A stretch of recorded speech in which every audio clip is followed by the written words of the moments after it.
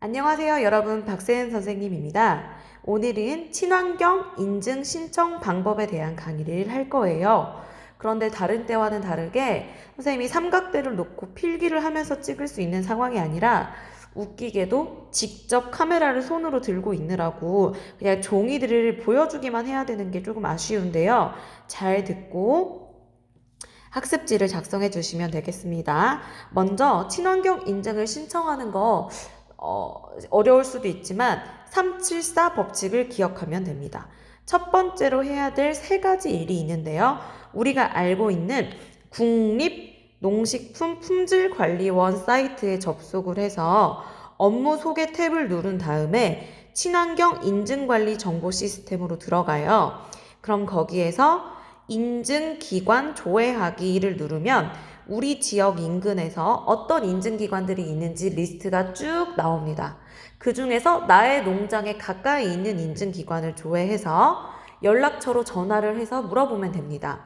안녕하세요. 저는 박세은인데요. 저희 학교 농장에서 이렇게 친환경 농산물 인증을 받아보려고 하는데 어떤 서류들이 필요할까요? 하고 물어보면 그분들이 선생님의 이메일이나 연락처로 이렇게 필요한 서류들을 보내줍니다. 그럼 바로 그 필요한 서류가 바로 7개예요. 그래서 그 7개의 서류를 인증 서류를 작성하면 됩니다. 그래서 크게 해야 될 일 세 가지는 먼저 농식품 품질 관련 사이트에 접속해서 인증기관을 조회하고요. 그 인증기관에 연락하여 필요한 서류를 받습니다. 세 번째로 인증 서류를 작성하면 되는데요. 작성해야 될 서류는 선생님이 다 작성을 해놓았어요. 그럼 7가지 서류를 한번 살펴보겠습니다. 먼저 7개, 첫 번째 친환경 농산물 인증 신청서, 두 번째 인증품 생산 계획서라고 꽤 길어요. 이 두 가지는 인증기관에서 보내주는 서류의 양식을 따라서 작성하면 됩니다. 그리고 세 번째, 영농일지 및 출하일지는 그동안 내가 농사를 지으면서 적어놨던 일기 같은 거예요. 저번 시간에 보내줬었죠? 그걸 첨부하면 되고, 네 번째는 토양 분석 결과, 즉 시비 처방서를 제출하면 됩니다. 이거는 어디서 받는다고 했었죠, 선생님이? 인근 시도 군의 농업기술센터에 가서 토양 분석한 거를, 토양을 채취한 거를 분석 의뢰한 걸 맡기면 이 서류를 받을 수 있습니다. 다섯 번째, 토지 대장 및 지적도. 와, 선생님은 나이가 30살인데 여태까지 한 번도 뭐 이렇게 토지 대장을 뽑아보거나 한 적이 없어요. 왜냐면 선생님 앞으로 된 땅이 없기 때문에. 그런데 우리 학교는 아주 부자예요. 삼내에만 2만 평의 땅이 있어요. 그래서 이 땅 주인이 누구냐, 몇 평이냐 이런 것들이 나와 있는 게 농지원부이고요. 토지 대장 및 지적도는 그 토지의 생김새를 이렇게 표시해 놓은 거예요. 이따 살펴보도록 해요. 그래서 이 두 가지도 정부24라고 인터넷 민원 발급이 가능하고요.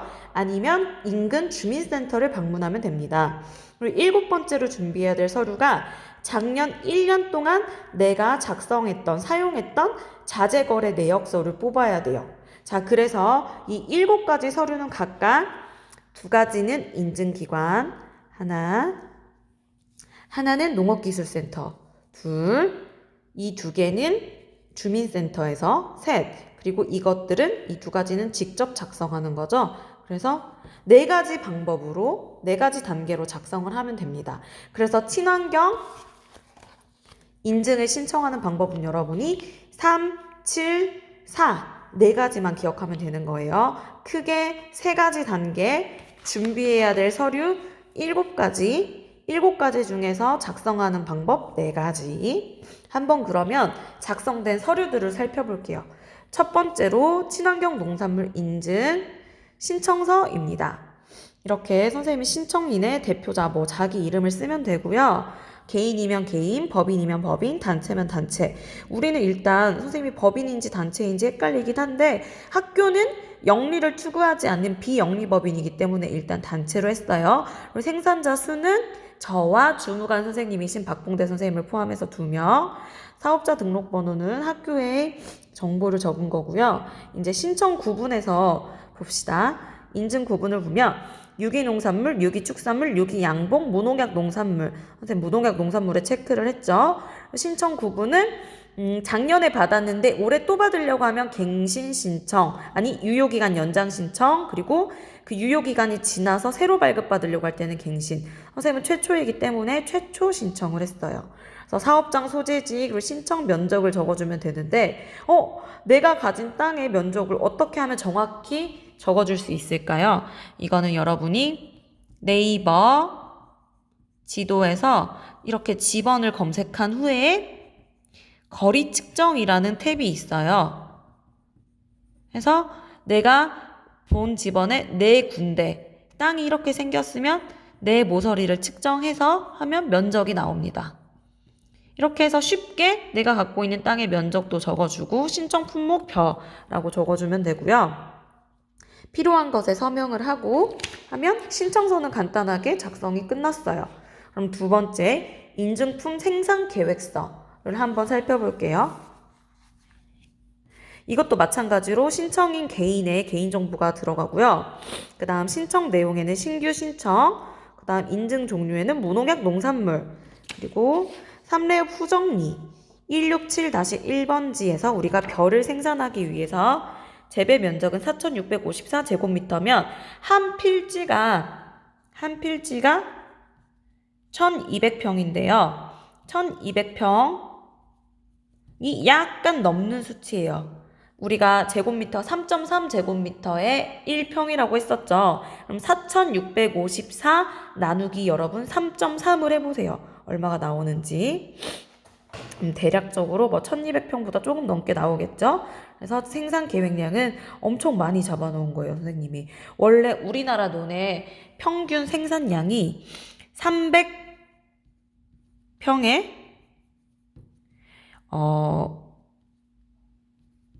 5,580kg이거든요. 그러면 3,000평으로 했을 때는 얼마일까요? 선생님이 지금 카메라로 찍고 한 손으로는 글씨를 쓰느라 조금 각도가 안 맞을 수 있는 점 이해해줘요. 5,800kg가 평균 생산량이에요. 그런데 우리는 1,200평이 안 되는데 선생님이 5,000kg라고 적어놨죠. 이거는 그냥 계획이니까요. 전년도 생산량은 대략적으로 이렇게 적었고요. 재배 작기를 적어야 되고 이런 체크리스트를 체크해야 돼요. 재배 포장에 종금속, 공장 폐수 등으로 오염되었거나 주변에 금속 광산 등으로 오염원이 있습니까?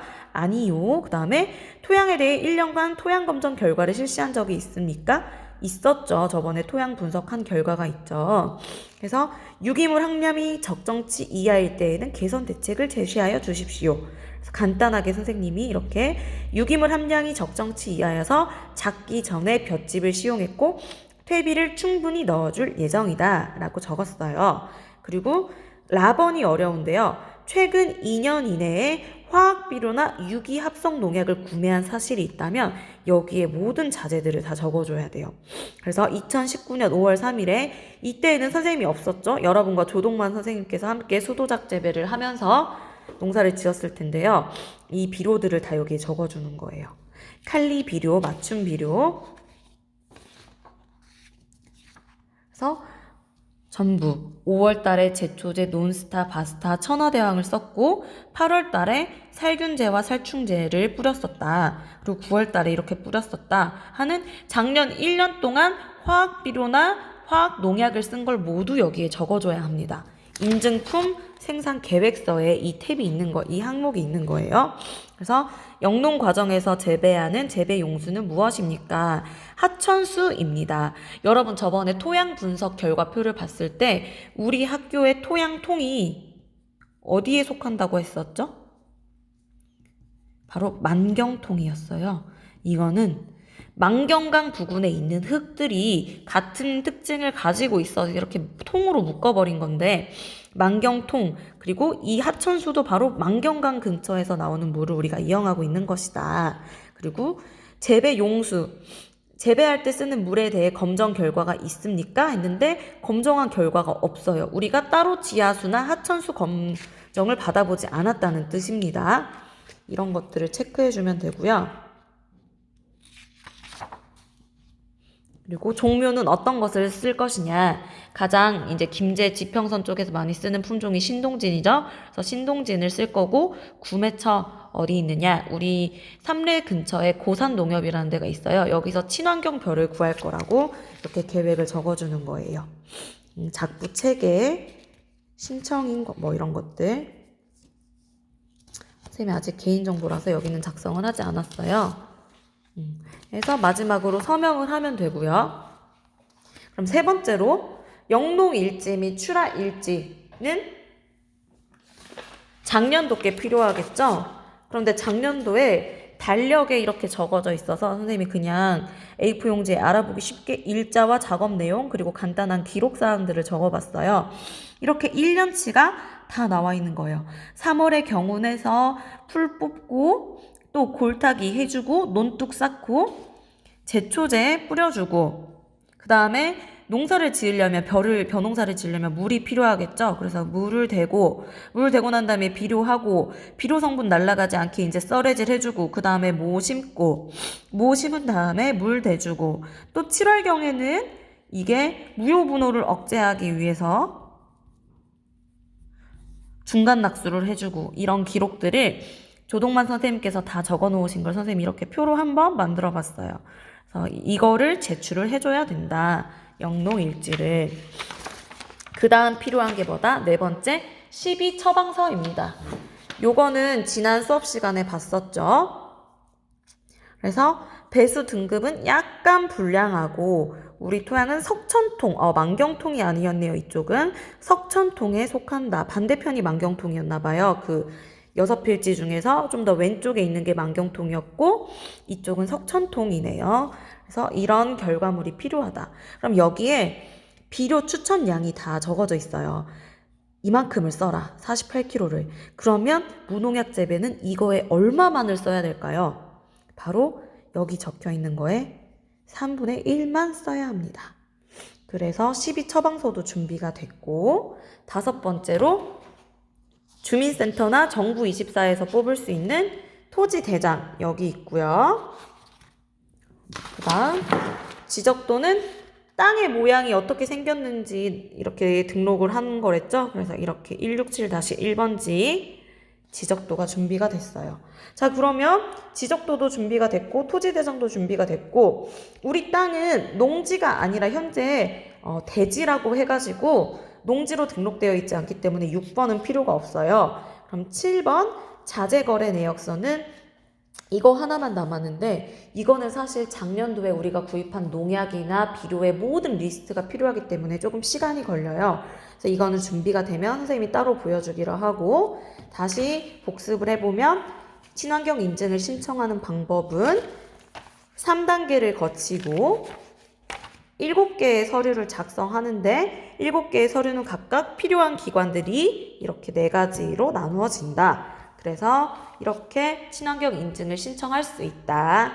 여기까지 강의를 마치겠습니다.